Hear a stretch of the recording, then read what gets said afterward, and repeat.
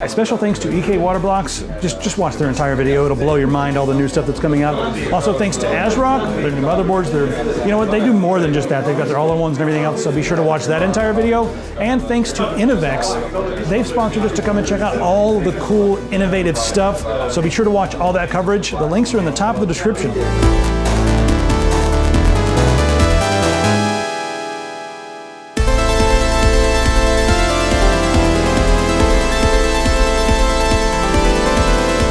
This is the next generation for AMD. ASRock's ready with a ton of interesting products.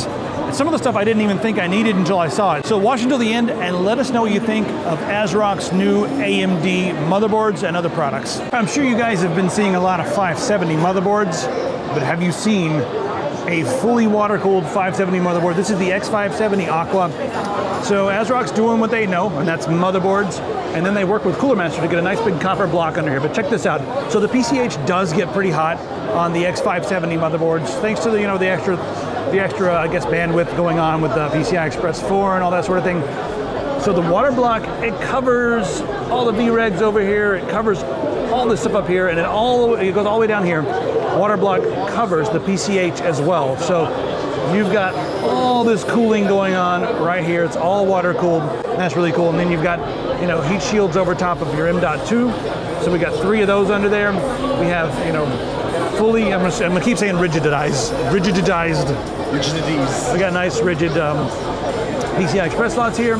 We've got USB-C DisplayPort right there. And that's gonna be in case you wanna route your cables internally or use one of their internal cards or something like that. We got Wi-Fi 6 on the back here. We've got DisplayPort in, which is handy when you're using something like this, because we also have Thunderbolt. This is the first, guys, for AMD platform having Thunderbolt on board. So you've got Thunderbolt here. We've also got 10 gig Ethernet as well as 1 gig, so you got 2 of those. Now let's move down to show you the ports on the back of this one, and then we'll tell you which motherboard it is in a second, because also similar. Wi-Fi 6 right here. You've got 10 gig Ethernet. You've got Thunderbolt on this one. So a lot of cool stuff going on here. But this one's not exactly for gamers only. This is the X570 Creator. Maybe not as extreme as far as cooling on the VREGs, and maybe not as extreme as far as power delivery goes to the CPU. But you still have the fan here on the, we have to have fan pretty much on all the PCH with the 570. You still have, fully armored M.2 slots that are going to be Gen 4, by 4, ridiculously fast. So USB-C right here. So these things are still completely loaded. DisplayPort right here, so you guys can do inputs and then send everything out through the Thunderbolt. So it's really nice to see something made just for creators. So the main thing when you move down is you don't have as many bells and whistles. Still got the fan down here because that gets hot. You got the one M.2 right here. And then this you can hook up a Wi-Fi or something to this if you like, whatever you like in your world. Another M.2 down here, but no heatsink on top of that. Save a little bit of money, and it's all about what features you need. You don't have a Thunderbolt on this one either. Moving on down to your Pro 4, this is going to be your entry-level board that still has a lot of power and a lot of features, but you don't get the Type-C, of course, on this one, or on the Pro 4. This is the Micro ATX, and this is the full-size ATX. And then you only have the one M.2 right here. And then you've got the second one right here. So not as many options, but you can still build a rig that's pretty much just as fast with this one, depending on your overclock that you're trying to achieve and that sort of thing. X570 ITX. Guys, you still have Wi-Fi 6, that's 802.11ax right here. You've got a 2.4 and a 5 gigahertz antenna right with this. Not as crazy with the VREG cooling, but this is all aluminium, everybody in Europe. And check this out. It's right there on top of the VREGs. So this entire thing is going to help dissipate heat. They were like, you know what? We've got to have an nice I/O shield on this. Give it a nice ID. Give it a nice, brushed aluminum style. But let's go ahead and make that functional as well. So it's going to help cool off some of these things. So you can maybe do a little bit of an overclock. If you want M.2 Gen 4x4, that's going to be on the back side right here. No Type-C for the front. And then right here we have the fan, plugged in right there. It's going to be cooling off the PCH to make sure that doesn't get too crazy. And then we still have the a bit of armor right here on the PCI Express. You might notice something's a little weird right here, right? That's not your standard AM4 cooling lineup right here going on. See how these holes around here? There's the screws there, but see these holes?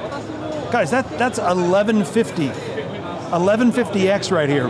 So you'll be able to use your Intel cooling on this AM4 motherboard. What?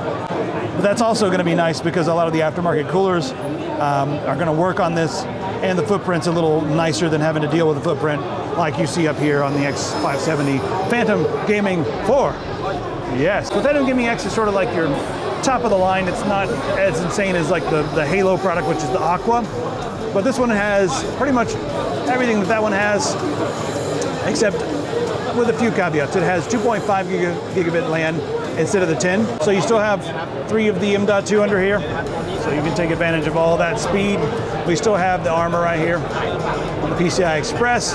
You've got your Type-C for the front panel, 2 Ethernet ports right there. And again, one of those is gonna be 2.5. It's gonna be the red one right there. Got your clear CMOS up there at the top, which is handy to have. Hey, still got PS2 for your mouse or your keyboard, which I love. It's a combo port. We got your USB-C right here on the back. So a lot of fancy stuff going on here. HDMI on there. So there's that one, and then moving right down here to the Phantom Gaming 4. I guess we'll go ahead and start off the back. Still got the PS2, love that. DisplayPort and all that. No Type-C on the back because, you know, as you move down on the line, you save a little bit of money, but you lose a few bells and whistles. You don't have all of the cooling going on right here. You have the Wi-Fi expansion right here. So if you guys wanted to add Wi-Fi, you could do that right here. And then we've got M.2, another M.2 right here. Those are going to be Gen 4 by 4 as well. And then you can do 2 graphics cards. You got armor on one of these. So again, you step down, save a little money, still can get a really fast system. But this is going to be more for people who are going to be on a budget, but still want, you know, the power of the X570 platform. There's a system here. It's running some form of the new Ryzen CPU. They can't say which one. In fact, the rep didn't even know which one was in there. He's like, I don't even know. But, you know, we've got the X570. This is the Tai Chi, so you have like a slightly more muted, but also, you know, interesting aesthetic with the cogs and the gears and everything. So that's what we have here with the Tai Chi. Tai Chi typically has really high-end features as well. But we're also showing off the Gen 4x4 M.2. This is a Phison-provided M.2. So the M.2 is actually made by Phison, right there. You guys can see all the information about that. Really close to that 5,000 mark right there, guys. That's ridiculous. Look at the write speed. There's another really pretty Tai Chi mod. And this is by Mike Wang. Got the wings going on here. Just a kind of a cool little case with the, you know, the cogs and everything. Everything that you think of when you think of Tai Chi, like that style. I also want to note that down here, you got the fan over the PCH, and then you have like a little physical cog right on there.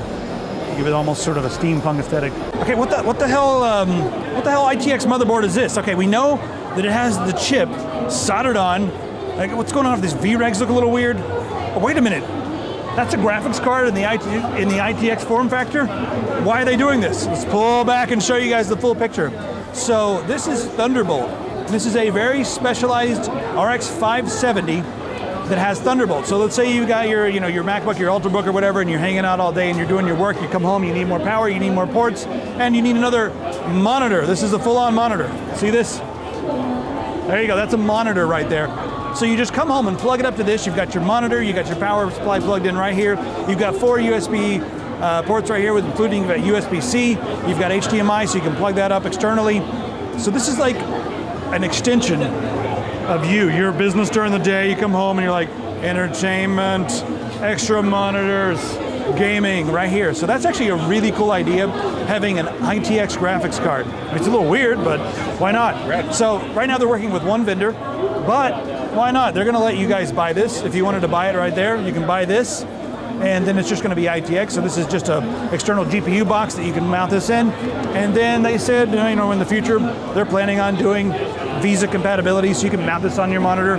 So all these things are in the works, and I like the fact that ASRock is really thinking outside of the box here, doing some weird stuff with weird form factors, but allowing you to live your life the way you want to live it, man. So this is really cool. We got a full-on computer right here, and this is smaller than Mini ITX. The motherboard on this is 5x5, and this one has the 2400G inside there, and you guys can see the specs over here. You've got room for 2 M.2 as well as 2 SATA, so you can have 4 hard drives plugged into this. Now you got one on the front, one on the back. All right, so here's the motherboard. It'll support 3 displays. and it'll even support the future APUs that are going to be coming out from AMD, so that's really cool. So all that crammed into like 5x5, that's pretty cool. What graphics card is this? I don't know. I had no idea. Maybe it's Navi. Could be, I don't know though. But these are concept cards for the future. And this sort of has the minimalistic Tai Chi style. And if you notice there, we've got sort of the cog in the middle, and it's a more minimal RGB implementation than having RGB all over the place. You got the same sort of style on the back with the circular cog or gear or whatever. And then we got our RGB stuff coming out around here. So that's your Tai Chi concept card. Here's a Phantom Gaming concept card. This is actually number 2. We'll show you number 1 next because we do things backwards around here. This one has a little bit more going on as far as all the RGB goes. Triple fans, a little more aggressive aesthetic. Each individually addressable. Yeah, individually addressable LEDs and zones there. RGB on the top and the back. So if you put it in your system vertical, you got RGB. If you put it in your system normally, you got RGB. And then the back plate also has the RGB LEDs going on there. And again, this is going to be as fast as they can make it depending on what they get from AMD for their new generation of GPUs. All right, it's slightly different aesthetic. This is the concept card number 1 in the Phantom Gaming line. Again, the next generation of AMD graphics cards going on here. Mysterious. Unbeatable. Describe yourself in 3 words. So not as much RGB going on here. A little RGB on the top, and then of course you got the little strip across there, and then more of an RGB. I like this, it's sleek. More of a sleek design going on the back. It makes it look fast. So your big back plate. I gotta slow down. Okay, hang on. Whoa. Easy. Whoa. And just a super quick recap of what they currently have on the market based on the RX 560, 570, 580, 590 as well. We got the small cards here, the 560 and the 550. This is a 2 gig and a 4 gig card, so that's gonna be good for like your entry-level systems or your tiny little systems and that sort of thing. Moving on up, your 570 will crunch most games at 1440p or 1080p. There's your 580 gaming. Also, these are all overclocked for the most part. If you're wondering like which one has the highest clock speed, that's going to be the X down here. And over here we have a stock cooling option, as well as a very sleek Phantom Gaming X 16 gigabyte card, and that's got a very very sleek sort of monolithic ID and cooling unit on there. Do you do a closing for any of them? Don't think so, no.